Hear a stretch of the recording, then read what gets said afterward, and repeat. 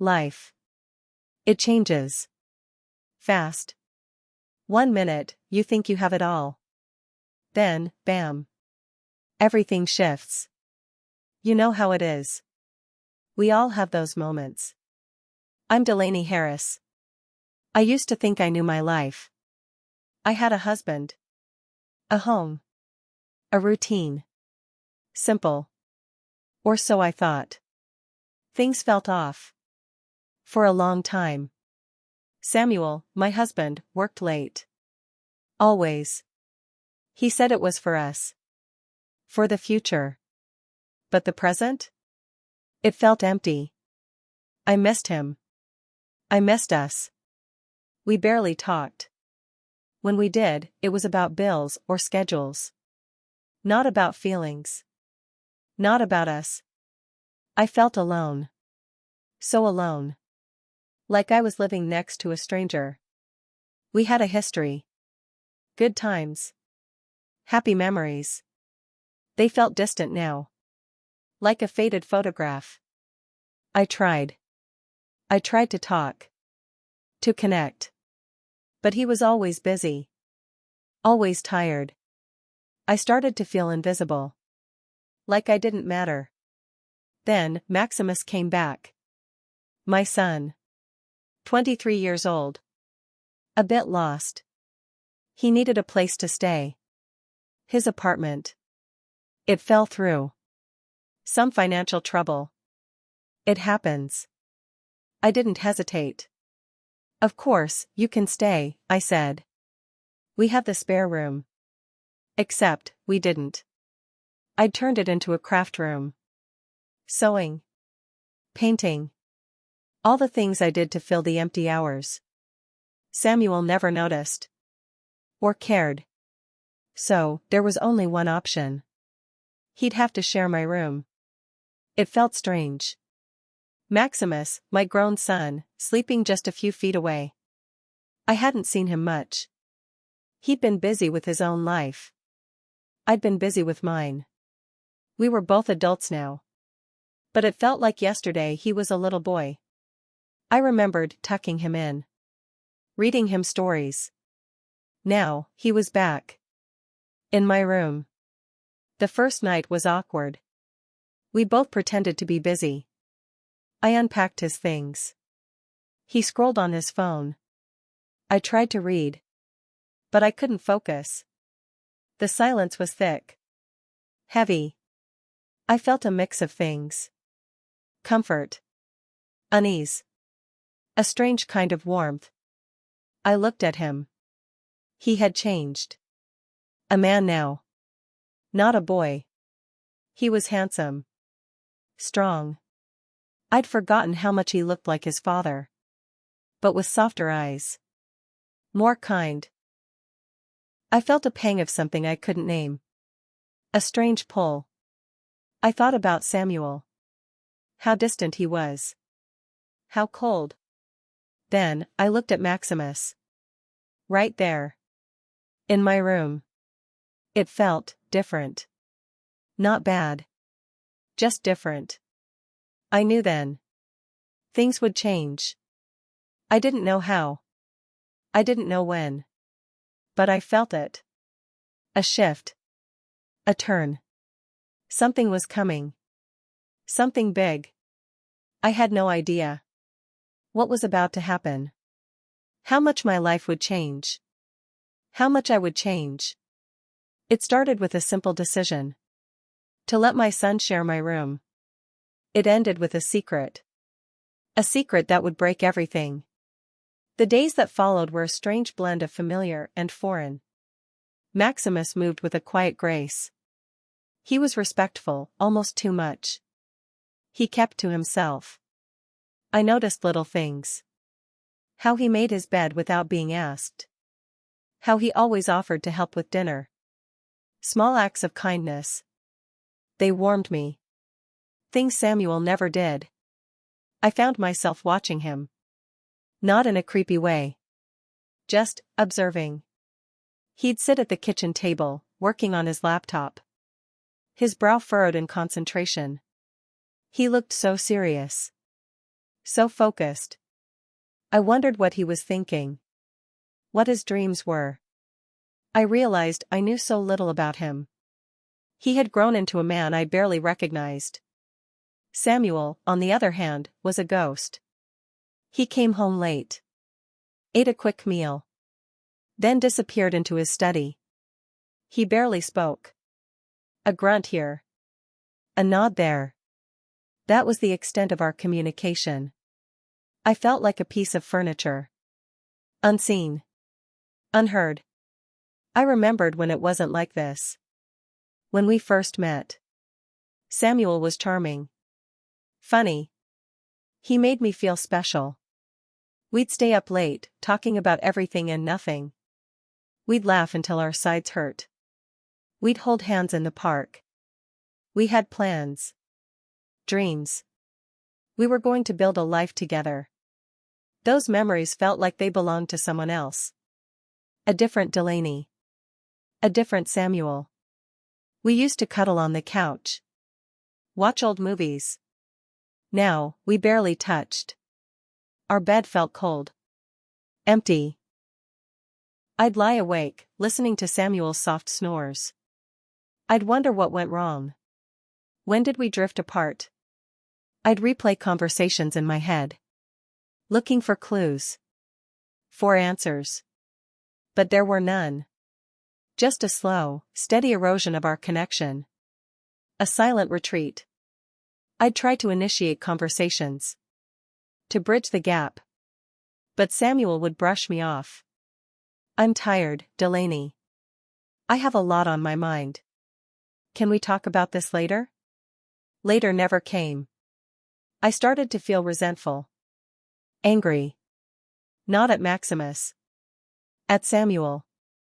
At the situation. I felt trapped. Like I was living a life that wasn't mine. I longed for something more. Something real. Something passionate. I missed the feeling of being wanted. Of being desired.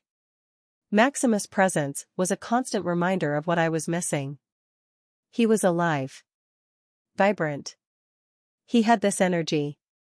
This spark. I found myself drawn to it. I'd make excuses to talk to him. To spend time with him. We'd watch TV together. We'd play cards. We'd laugh.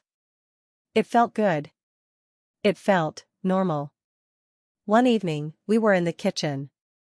I was making dinner. He was washing dishes. We were talking about his childhood. About silly things we used to do. He smiled. A genuine smile. It lit up his face. I felt a warmth spread through me.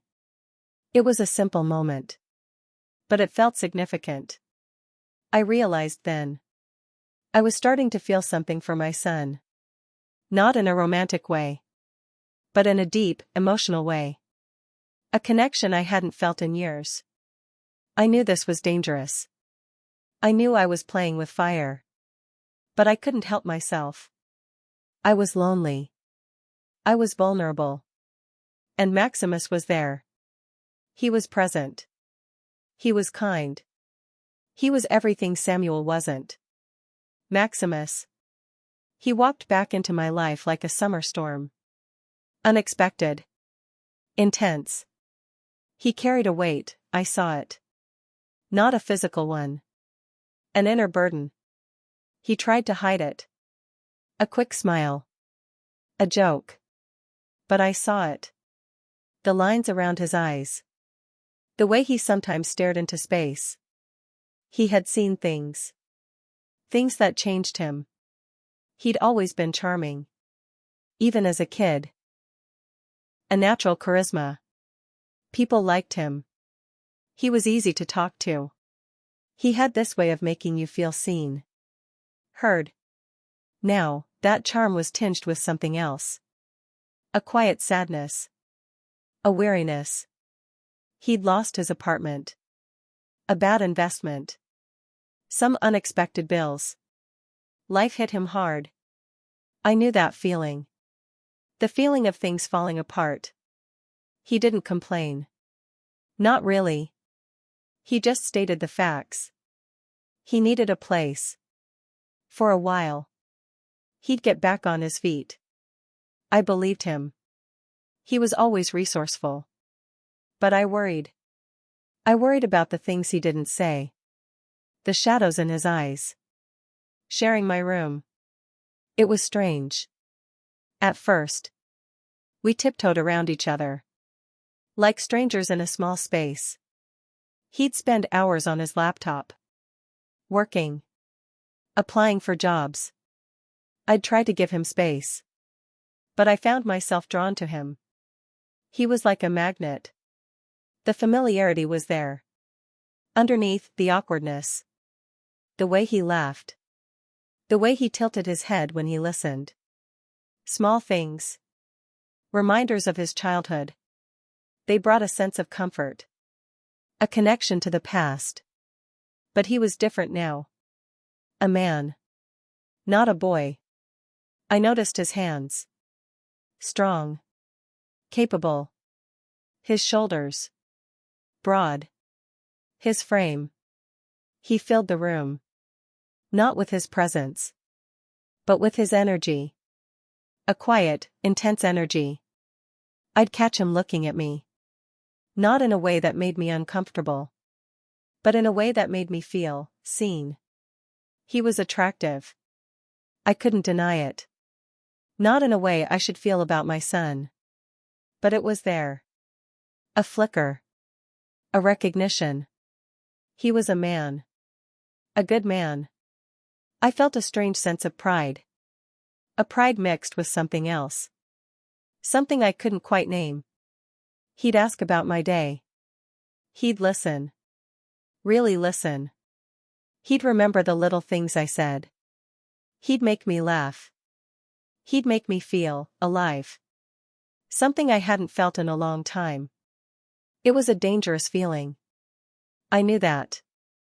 But I couldn't help it. I was drawn to him. One night, we were watching an old movie. He was sitting on the edge of the bed. I was on the armchair. We were laughing at a silly scene. His laughter. It was warm. Contagious. I looked at him. Really looked at him. He was beautiful. Not in a physical way. But in a way that went deeper. A kindness. A vulnerability. I felt a pang of something. A longing. A desire. Not a sexual desire. But a desire for connection. For intimacy. For something real. I realized then. I was starting to see him in a different light. Not just as my son. But as a man. A man who needed me. A man I needed. It was wrong. I knew it. But I couldn't stop it. The feeling was too strong. The pull was too powerful. The community fair. It was a blur of colors and sounds. I almost didn't go. Samuel was working. Maximus was at a job interview. I felt restless. Trapped in the house. I needed to get out. So, I went. Alone. The air buzzed with energy. Children ran with cotton candy. Music drifted from the stage. I wandered, taking it all in. Then, I saw him. Rowan Graves. He had a booth. Local artist. I'd seen his work before. Bold. Vibrant. He was just as striking. Tall. Lean. Eyes that seemed to see right through you. He smiled. A warm, genuine smile. "Delaney, right?" he said. "I've admired your garden for years." I was taken aback. He knew my name. He'd noticed my garden. Something Samuel never did. We talked. About his art. About my flowers. About life. He listened. Really listened. He asked questions. He seemed genuinely interested. He complimented my dress. My hair. Small things. But they felt huge. I hadn't felt seen in so long. He made me feel alive. Desirable. I felt a flutter in my chest. A spark. Something I thought I'd lost forever. We talked for what felt like minutes. But it was hours. The sun began to set. He asked for my number. "I'd love to show you my studio sometime," he said. I hesitated. Then, I gave it to him. I felt a rush of guilt. But also, a thrill. The next day, I found myself thinking about him. His smile. His eyes. I dressed nicer than usual. A new blouse. A touch of lipstick. I caught my reflection. I looked different. Younger. Happier. I started to go for walks. To the park. To the library. Anywhere to escape the house. To escape the silence. I'd see Rowan. At the coffee shop. At the bookstore. We'd talk. We'd laugh. He was easy to be with. He told me about his life. His struggles. His dreams. He was honest. Vulnerable. I felt a connection. A deep connection. We shared secrets. Fears. Hopes. Things I hadn't shared with anyone. Not even Samuel. I felt guilty. Of course, I did. But I also felt alive. Like I was finally living. Not just existing. Rowan made me feel seen. Heard. Understood. He made me feel like I mattered. Maximus noticed. He always did. "You seem happy," he said one evening. I blushed. "I am," I said. "I've been going out more." He smiled. "Good," he said. But I saw the question in his eyes. He knew something was different. I started to lie. Small lies at first. "I'm going to the library. I'm meeting a friend. I'm taking a walk." The lies grew. It became a tangled web. I felt trapped. But I couldn't stop. The excitement. The anticipation. It was like a drug. I'd wait for his texts. His calls. I'd plan our meetings. I'd dress up. I'd feel like a teenager again. Giddy. Nervous. Excited. I knew it was wrong. I knew I was playing with fire. But I couldn't help myself. I was lonely. I was vulnerable. And Rowan was there. He was everything Samuel wasn't. Attentive. Kind. Passionate. One evening, we were at his studio. He showed me his latest paintings. They were beautiful. Full of color. Full of life. He looked at me. "You inspire me," he said. I felt a blush creep up my neck. He took my hand. His touch was warm. Electric. I looked into his eyes. They were full of desire. I leaned in. He kissed me. Softly at first. Then, with a passion that took my breath away. I felt a rush of guilt. But also, a sense of freedom. Like I was breaking free from a cage. I kissed him back. With a hunger I didn't know I had. It was wrong. So wrong. But it felt so right. I pulled away. "I can't," I said. "I'm married." He looked at me. "I know," he said. "But I can't deny what I feel." I looked at him. "Me neither," I whispered. The internal conflict raged inside me. Guilt. Desire. Fear. Hope. I was torn. I loved Samuel. I did. But I also felt a deep connection with Rowan. A connection I hadn't felt in years. I knew I was making a mistake. A huge mistake. But I couldn't stop myself. The pull was too strong. The desire was too intense. I was falling. Fast. And I didn't know how to stop. The rain was relentless. It mirrored the storm inside me. Samuel was away. A business trip. He hadn't even called. I sat by the window, watching the water stream down the glass. I felt so alone. So empty. The phone buzzed. A text from Rowan. Thinking of you. I closed my eyes. The guilt was a heavy weight. But the desire was stronger. I typed a reply. Me too. We met at his studio. The rain had stopped. But the air was thick with tension. He held me close. I felt safe. And scared. His lips found mine. The kiss was desperate. Needy. I lost myself in it. We made love. It was slow. Passionate. Unlike anything I'd experienced before. I felt alive. Free. But also, terrified. I knew I was crossing a line.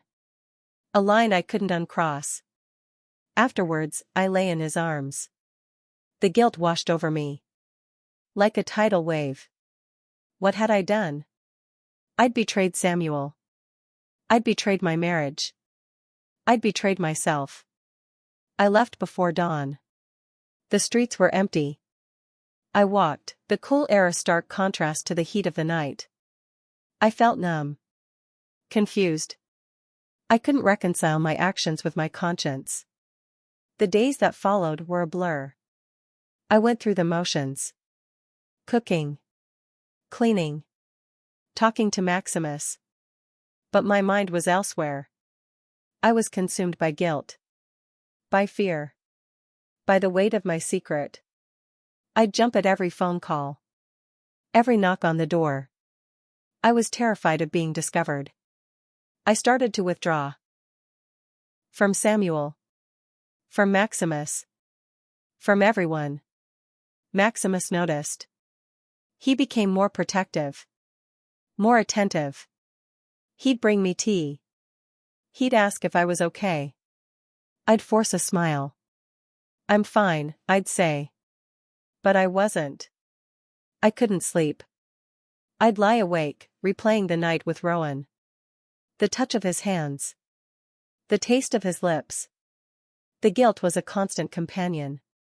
I tried to talk to Samuel. To tell him the truth. But the words wouldn't come. I was too scared. Scared of his reaction. Scared of losing him. I started to avoid Rowan. I ignored his calls. His texts. I told myself it was over. A one-time mistake. But I knew it wasn't that simple. The desire was still there. The longing. The need for connection. I missed him. I missed his touch. His laughter. His understanding. I was trapped. In a web of my own making. I didn't know how to escape. I didn't know how to move forward. I was lost. One evening, Maximus found me crying. I couldn't hold it in anymore. The guilt. The fear. It all came pouring out. He held me close. It's okay, Mom, he said. I'm here. I clung to him. Like a lifeline. I didn't tell him the truth. But I didn't have to. He knew. He always did. He became my confidant. My protector. He'd sit with me for hours. He'd listen. He'd offer words of comfort. He never judged. I felt a deep sense of gratitude. And a growing sense of dependence. I needed him. More than I cared to admit. One night, I had a nightmare. I woke up, heart pounding. Maximus was there. He held me. He calmed me down. I looked at him. His eyes were full of concern. Full of love. I felt a surge of emotion. I leaned in. I kissed him. It was a mistake. A terrible mistake. But in that moment, I didn't care. I needed him. I needed his comfort. His love. He pulled away.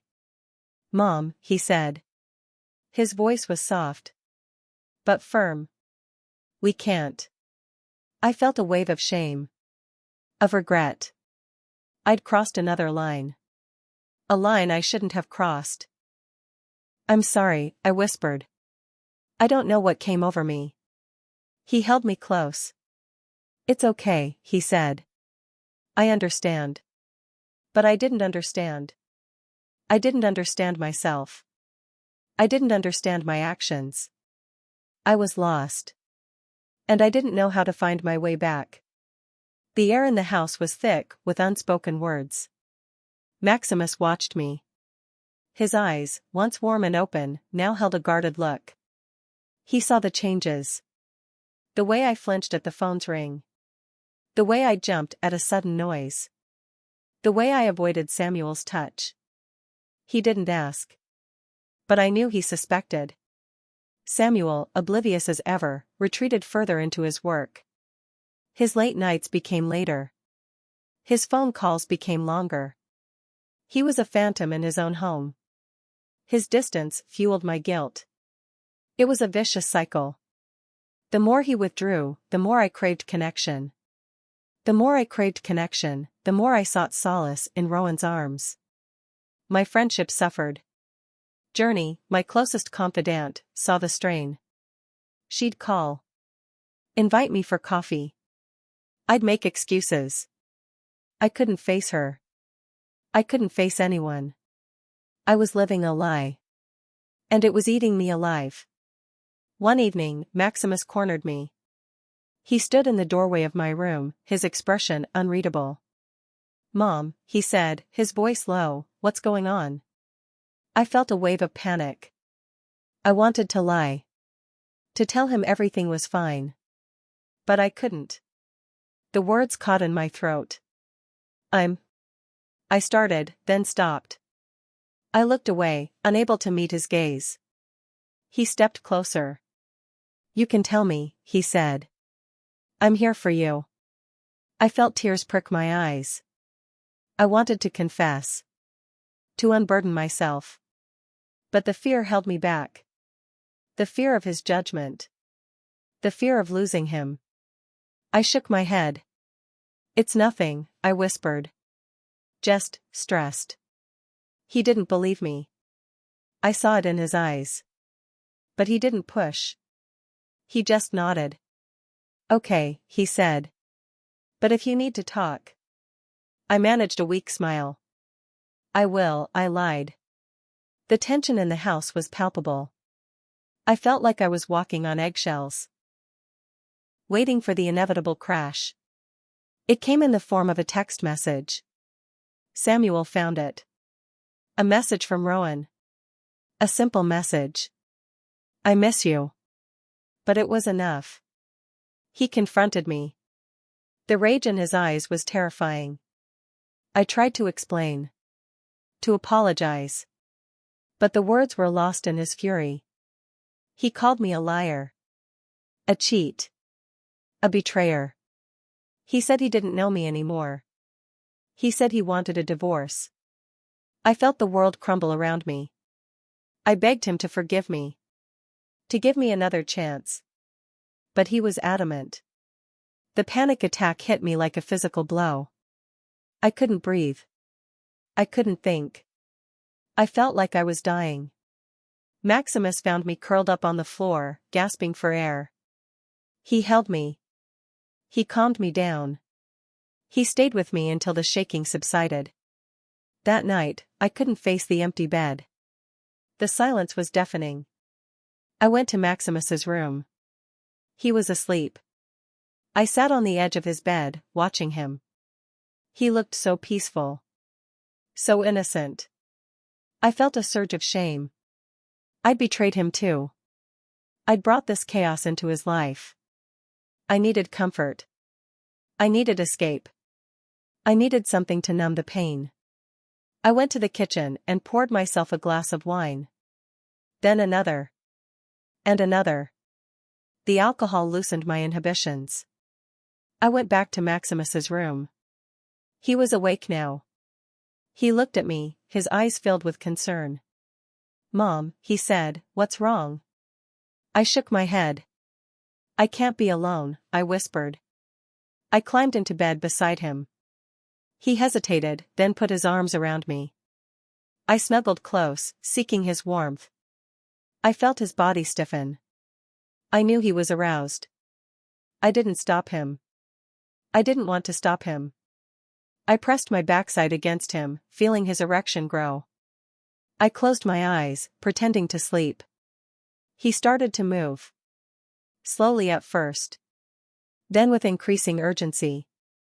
He thrust against me, his breath coming in ragged gasps. He touched me. His hands roamed my body. My breasts. My stomach. My thighs. I didn't resist. I couldn't resist. He pulled his penis out of his pants. I felt it against my rear. Hot. Hard. Urgent. He climaxed. I felt the warmth of his semen against my skin. He shuddered, then went still. He cleaned himself up, then fell asleep. I lay awake, staring at the ceiling. My mind was racing.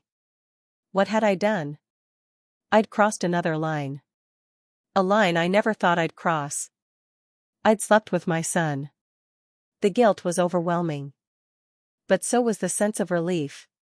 For a few moments, I'd forgotten the pain. The fear. The loneliness. The next morning, I pretended nothing had happened. I got up. I made breakfast. I acted like everything was normal. But it wasn't. Nothing would ever be normal again.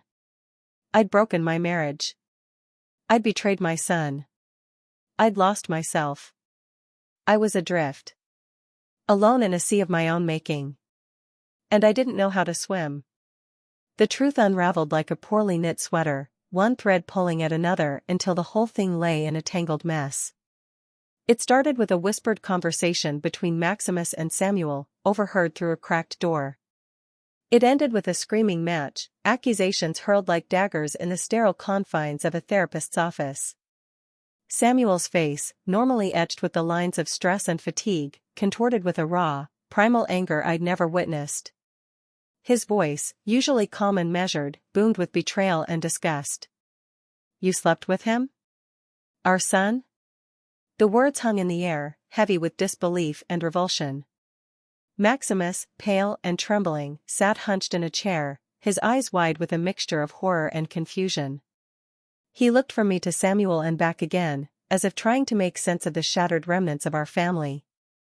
I, stripped bare of my secrets, felt a wave of nausea wash over me. The shame was a physical weight, crushing my lungs, stealing my breath. I wanted to disappear, to melt into the floorboards, to become invisible. But there was no escape. The truth, ugly and undeniable, had clawed its way into the light. The therapist, a calm and steady presence amidst the storm, tried to guide us. She spoke of boundaries, of trauma, of the need for healing. But her words seemed to fall on deaf ears. The damage was done. Samuel, unable to reconcile the betrayal, packed his bags and left. The silence that followed his departure was heavier than any argument, a suffocating blanket of loneliness and regret. Maximus, unable to look at me, moved out the next day. He found a small apartment, a safe distance from the wreckage of our home. I tried to reach out, to apologize, to explain, but he wouldn't answer my calls. I was alone. Truly alone. The house echoed with the ghosts of my mistakes. I spent my days wandering from room to room, haunted by the memories of laughter and love, now replaced by the bitter sting of remorse. I started therapy. It was a slow, painful process, peeling back the layers of my own self-deception, confronting the uncomfortable truths I'd buried deep within. I learned about my own vulnerabilities, my unmet needs, the patterns of self-sabotage that had led me down this destructive path. I learned about forgiveness. Not just forgiving Samuel and Maximus, but forgiving myself. It was the hardest part, letting go of the guilt, the shame, the self-recrimination that threatened to drown me. The decision to rebuild my marriage or move forward alone was a heavy one. Samuel, still reeling from the betrayal, was hesitant. He spoke of trust, of respect, of the foundation that had been shattered beyond repair. I understood. I didn't try to convince him. I simply offered him honesty, vulnerability, and a willingness to do the work. The rest, I knew, was up to him. Maximus, slowly, cautiously, began to let me back into his life. We met for coffee, for walks in the park, for awkward, hesitant conversations. He didn't forgive me, not completely, but he offered me a fragile hope, a chance to rebuild our fractured bond. The future remained uncertain. The path ahead was long and winding, filled with obstacles and pitfalls. But I had a newfound clarity, a deeper understanding of myself, my needs, and the consequences of my choices. I learned that communication is the lifeblood of any relationship, that self-awareness is essential for navigating the complexities of life, and that even in the darkest of times, there is always hope for healing and redemption. If you found yourself in a similar situation, if you're struggling with the weight of your own secrets, please know that you're not alone. Reach out. Seek help. There are people who care. There is hope for a better tomorrow. And if you've been touched by this story, please like, share, and subscribe to my channel. Your support means the world to me. Thank you for listening.